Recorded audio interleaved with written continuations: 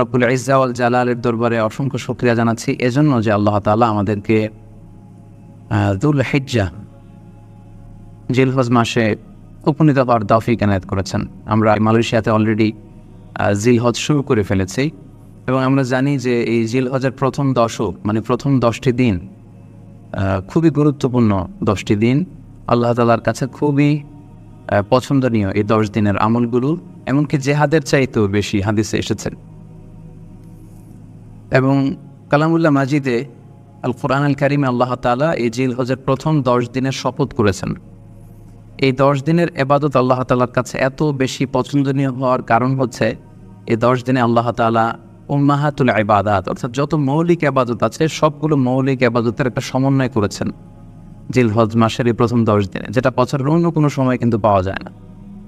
কারণ এই 10 দিনের ভেতরে সালাত আছে, নফল সিয়াম আছে, সাদাকা আছে, কুরবানি আছে, হজের প্রসঙ্গটা আছে, যেটা বছরের অন্য কখনো এরকম উম্মাহাতুল ইবাদাত অর্থাৎ যত মৌলিক ইবাদত আছে সব মৌলিক ইবাদতের কম্বিনেশন সমন্বয় বছরের কোনো সময় কিন্তু আসলে হয় না, যেটা হয়ে থাকে জিলহজ মাসের প্রথম এই 10 দিনের ভেতর। এজন্য এই 10 দিনের ইবাদত আল্লাহ তাআলার কাছে অত্যন্ত বেশি প্রিয়। এজন্য আল্লাহ রাসূল সাল্লাল্লাহু আলাইহি ওয়াসাল্লাম এই 10 দিনে যাতে আমরা বেশি বেশি নফল ইবাদত করি আমাদেরকে উৎসাহিত করেছেন। পাশাপাশি আমরা যেন বেশি বেশি তাহমিদ, তাহলিল, তাকবীর দিয়ে এই 10টি দিনকে মুখরিত করে রাখি, এজন্য তিনি আমাদেরকে আদেশ করেছেন। এজন্য এই 10টি দিনে আমরা যেন বেশি বেশি সুবহানাল্লাহ আলহামদুলিল্লাহ লা ইলাহা ইল্লাল্লাহু আল্লাহু আকবার এই আজকারগুলো যেন আমরা বেশি বেশি পড়ি। এবং আরাফাতের সিয়ামের ব্যাপারে আল্লাহ রাসূল সাল্লাল্লাহু আলাইহি ওয়াসাল্লাম আশা করেছেন যে 9 জিলহজের যে নফল সিয়ামটি অর্থাৎ আরাফার রোজা, এই আরাফার রোজা যে ব্যক্তি রাখবে আল্লাহ রাসূল সাল্লাল্লাহু আলাইহি ওয়াসাল্লাম বলেন যে আমি প্রত্যাশা করি এই সিয়ামের বদৌলতে বিগত একটি বছরের এবং সামনের একটি বছরের যত পাপ হবে এই পাপগুলোকে আল্লাহ তাআলা আমাদের জন্য ক্ষমা করে দিবেন। এবং জিলহজের 9 তারিখ ফজর থেকে কিন্তু আমাদেরকে ওয়াজিব তাকবীর পাঠ করতে হয়। আমরা জানি সেটা শুরু হয় আরাফার দিন ফজর থেকে। 9 তারিখ ফজর থেকে শুরু করে 13 তারিখ আসর পর্যন্ত এই তাকবীরগুলো প্রত্যেক সালাতের পরে পড়া আমাদের জন্য আবশ্যক। আমরা যেন এই নফল আজকারগুলো, এই নফল তাকবীরগুলো যাতে আমরা বেশি বেশি করে দেই। এবং যারা কুরবানি করার জন্য ইচ্ছা পোষণ করেছেন তারা যেন এই 10 দিনের আগেই তাদের মাথার চুল এবং নখ কেটে পরিচ্ছন্ন হয়ে যান। এবং জিলহজের এই 10 দিনে তারা যাতে মাথার চুল না কাটে এবং হাতের নখ না কাটে, এই মর্মে আল্লাহ রাসূল সাল্লাল্লাহু আলাইহি ওয়াসাল্লাম আমাদেরকে গাইডলাইন দিয়েছেন। সব মিলে আল্লাহ তাআলার কাছে এই 10টি দিনের ইবাদত খুবই প্রিয়। এমনকি হাদিসে এসেছে, যেটা আমরা বললাম যে জেহাদের চাইতেও বেশি প্রিয়। এজন্য এই সুবর্ণ সুযোগটুকু যেন আমরা কখনোই মিস না করি। তাই আমাদের সাধ্যমতো আমরা যেন বেশি বেশি নফল ইবাদত করি। আমরা যেন সুযোগ হলে পুরো 10 দিন ব্যাপী আমরা চাইলে নফল সিয়াম রাখতে পারি, আমরা বেশি বেশি কোরআন তেলাওয়াত করতে পারি। বিশেষ করে তাহমিদ, তাহলিল এবং তাকবীর, আলহামদুলিল্লাহ লা ইলাহা ইল্লাল্লাহ আল্লাহু আকবার, এই জিকিরগুলো, এই আজকারগুলো পড়ে পড়ে যেন আমরা এই 10টি দিনকে মুখরিত রাখি। আল্লাহ তাআলা জিলহজ মাসের যে মাহাত্ম্য এবং বারাকা তিনি আমাদের জন্য দিয়েছেন, এগুলো যেন আমরা বেশি বেশি হাসিল করতে পারি। কোরবানির প্রসঙ্গটা আসলেই আমাদের স্মৃতির মানসপটে আমাদের ইব্রাহিম আলাইহিস সালাম এবং ইসমাঈল আলাইহিস সালামের যে কোরবানি, ওনাদের যে আত্মত্যাগ, এই দৃশ্যপটটি কিন্তু আমাদের চোখের সামনে ভেসে ওঠে। আমরা জানি যে ইব্রাহিম আলাইহিস সালাম আল্লাহ তাআলা সন্তুষ্টির জন্য স্বীয় পুত্র ইসমাঈল আলাইহিস সালামকে কুরবানি করতে চেয়েছিলেন। এবং সেই প্রসঙ্গ থেকেই কিন্তু আমরা প্রতি বছর জিলহজের 10 তারিখে কুরবানি করে থাকি।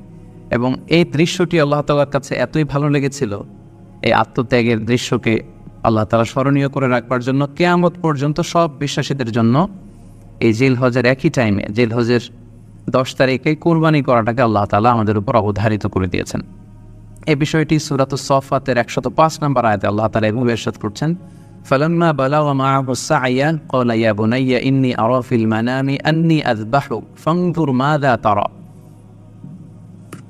অর্থাৎ ইসমাঈল আলাইহিস সালাম যখন একটু বড় হলেন, বাবার সাথে হাঁটতে পারেন, দৌড়াদৌড়ি করতে পারেন, ঠিক তখন ইব্রাহিম আলাইহিস সালাম স্বপ্নে দেখলেন যে তিনি ইসমাঈল আলাইহিস সালামকে কোরবানি করছেন।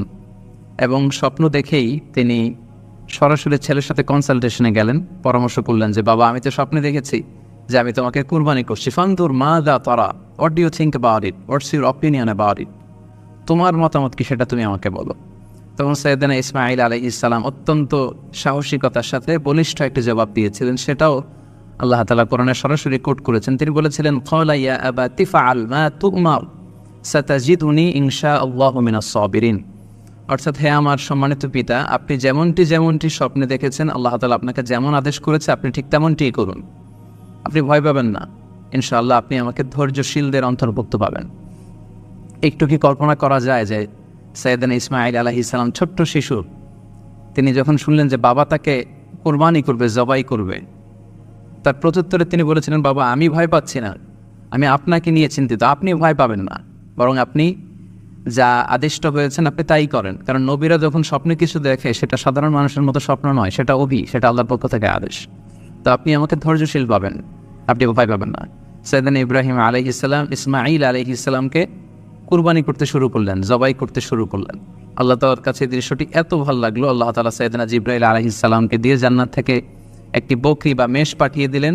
সাইয়েদনা ইসমাঈল আলাইহিস সালামকে ছুরির নিচ থেকে সরিয়ে ফেলা হলো, আর সেখানে ইসমাঈল আলাইহিস সালামের পরিবর্তে একটি জান্নাত থেকে আনা বকরি বা ছাগলকে সেখানে কুরবানি করা হলো। আল্লাহ তাআলা বললেন, কদ সাদ্দাকতা রুইয়া, ইব্রাহিম তুমি তো তোমার স্বপ্নকে সত্যায়ন করেছো, বাস্তবে রূপান্তরিত করেছো, তুমি তো এই কঠিন পরীক্ষায় সফলতার সাথে উত্তীর্ণ হয়েছ। সাইয়েদনা ইব্রাহিম আলাইহিস সালাম পরীক্ষায় উত্তীর্ণ হলেন, এবং বাপ বেটার এই দৃশ্যায়নটি আল্লাহ তাআলার কাছে এত ভালো লেগেছে, আরশের উপর থেকে আল্লাহ তাআলা এত পছন্দ করেছেন ওনাদের স্যাক্রিফাইসকে, কুরবানিকে, কিয়ামত পর্যন্ত আমরাও যাতে কুরবানি করি, আল্লাহ তাআলা আমাদের জন্য এটাকে অবধারিত করে দিয়েছেন। সমাজে শুধু এখানে আমাদের জন্য সবচেয়ে বড় যে শিক্ষণীয় বিষয়, সেটি হচ্ছে সাইয়েদনা ইব্রাহিম আলাইহিস সালামের ঔরসে যখন ইসমাঈল আলাইহিস সালাম আসে, তখন তাফসীর এসেছে ইব্রাহিম আলাইহিস সালামের বয়স ছিল 86 বছর। Could you imagine that? 86 বছর বয়সে যখন একটা সন্তান আল্লাহ তাআলা ওনাকে দান করলেন, আল্লাহ তাআলা বললেন যে সেই সন্তানকে তুমি জবাই করো। আমরা অনেক দম্পতির কথা জানি, তাদের সন্তান হয় না, 15 বছর, 20 বছর, 25 বছর পর অনেক সময় তাদের সন্তান হয়। সেই সন্তানটাকে তারা কত পছন্দ করে, সেই বাচ্চাটাকে তারা কত আদর করে। তো 86 বছর বয়সে আল্লাহ তাআলা ইসমাঈল আলাইহিস সালামকে দান করেছিলেন। এই আদরের সন্তানটাকে আল্লাহ তাআলা বলেন তুমি কুরবানি করো। কারণ এই বয়স্ক অবস্থায় যখন ইব্রাহিম আলাইহিস সালাম ইসমাঈল আলাইহিস সালামকে পেয়েছিলেন, তখন তিনি হৃদয়টাকে উজাড় করে দিয়ে নিজের ছেলেটাকে ভালোবাসতে শুরু করলেন, এবং হৃদয়ের ভালোবাসার জায়গাটার মধ্যে যে সিংহাসন, সেই সিংহাসনে তিনি ইসমাঈলকে বসিয়েছিলেন। আল্লাহ তাআলা চেয়েছিলেন যে ইসমাঈলকে সেখান থেকে সরিয়ে ওই ভালোবাসার সিংহাসনের জায়গাটাতে তুমি যেন আল্লাহ তাআলাকে স্থান দাও, এবং সেই পরীক্ষাটাই তিনি বেসিক্যালি সাইয়েদনা ইব্রাহিম আলাইহিস সালামের কাছ থেকে করেছিলেন, এবং সেই পরীক্ষায় সাইয়েদনা ইব্রাহিম আলাইহিস সালাম সফলতার সাথে উত্তীর্ণ হয়েছিলেন। অর্থাৎ আল্লাহ চেয়েছিলেন যে তোমার হৃদয়ের ভালোবাসার সবচাইতে বড় জায়গাটা হচ্ছে ইসমাঈলের, তোমার পুরো হৃদয়টা জুড়ে আছে ইসমাঈল। আমি চাই তুমি আমার সন্তুষ্টির জন্য এই ইসমাঈলকে বিলিয়ে দাও, এই ইসমাঈলকে কুরবানি করে দাও। সম্মানিত শুধু এই স্টোরিটা থেকে আমাদের জন্য শিক্ষা হচ্ছে যে সাইয়েদনা ইব্রাহিম আলাইহিস সালামের হৃদয়ের সবচাইতে পছন্দনীয় বিষয়টা ছিল ইসমাঈল। তিনি ইসমাঈল আলাইহিস সালামকে, নিজের ছেলেকে বেশি পছন্দ করতেন। ইব্রাহিম আলাইহিস সালামের হৃদয়ে যেমনি ইসমাঈল ছিল, আমাদের প্রত্যেকের হৃদয়ে কিন্তু এরকম এক একটা ইসমাঈল আছে, কল্পিত ইসমাঈল, রূপক ইসমাঈল।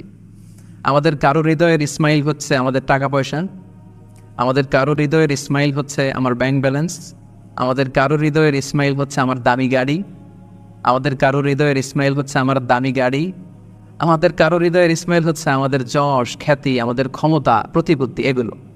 আল্লাহ তাআলা চান আমাদের প্রত্যেকের যার যার হৃদয়ের ইসমাঈল যেটা, সেটাকে আমরা আল্লাহ তাআলার সন্তুষ্টির জন্য উৎসর্গ করতে পারবো কিনা, আল্লাহ তাআলার খুশির জন্য, সেরেফ শুধুমাত্র আল্লাহ তাআলার জন্য আমার হৃদয়ের ইসমাঈলটাকে আমি স্যাক্রিফাইস করতে পারবো কিনা। এই শিক্ষাটা দেওয়ার জন্যই বেসিক্যালি আল্লাহ তাআলা এই কুরবানিকে আমাদের জন্য প্রেসক্রাইব করেছেন। আল্লাহ তাআলা চান যে আমাদের হৃদয়ের পুরো জায়গাটা জুড়ে যেন আল্লাহ তাআলার সন্তুষ্টি, আল্লাহ তাআলার ভালোবাসা, আল্লাহকে যে আমরা ফিল করি, আল্লাহকে যে আমরা ভয় পাই, সেই জায়গাটাতে যেন আমরা আল্লাহ তাআলাকে রাখতে পারি। এটাই মূলত আল্লাহ তাআলা আমাদের কাছ থেকে চান, এবং আমাদের জীবনের সব কাজগুলোই হবে শুধুমাত্র কেবলমাত্র আল্লাহ তাআলার সন্তুষ্টির জন্য।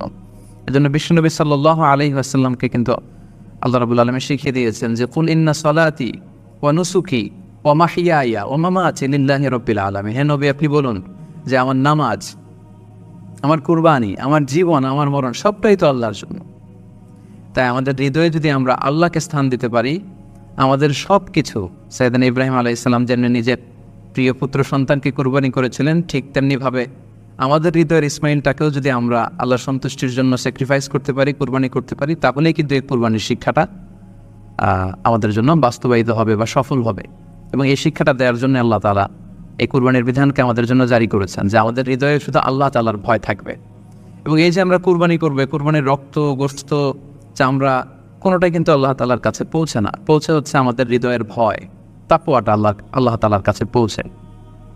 সূরাতুল হাজ্জের 37 নম্বর আয়াতে আল্লাহ বলছেন, লা ইয়ানালাল্লাহা লুহুমুহা ওয়ালা দিমাউহা ওয়ালাকি ইয়ানালুহুত তাকওয়া মিনকুম। এই কুরবানির রক্ত, কুরবানির গোশত এগুলো তো আল্লাহর কাছে পৌঁছে না, আল্লাহর কাছে পৌঁছে হচ্ছে তোমাদের তাকওয়া। আমরা কতটা ইখলাসের সাথে, কতটা আন্তরিকতার সাথে, কতটা আনুগত্যের সাথে আমাদের সম্পদ, আমাদের নিজেদেরকে আমরা আল্লাহর কাছে সোপর্দ করতে পেরেছি, আমরা কতটা আল্লাহর সমর্পিত বান্দা হতে পেরেছি, এটাই হচ্ছে এই কুরবানির শিক্ষা, যেটা সাইয়েদনা ইব্রাহিম আলাইহিস সালাম গোটা বিশ্ববাসীর জন্য নিদর্শন এই ঘটনার মধ্যে দিয়ে কিন্তু আমাদের জন্য রেখে গিয়েছেন। তাই আমরা এই কুরবানির মধ্য দিয়ে এটা যেন ফিল করি যে আমাদের সবটুকুন আমরা আল্লাহর জন্য বিলিয়ে দিতে প্রস্তুত আছি।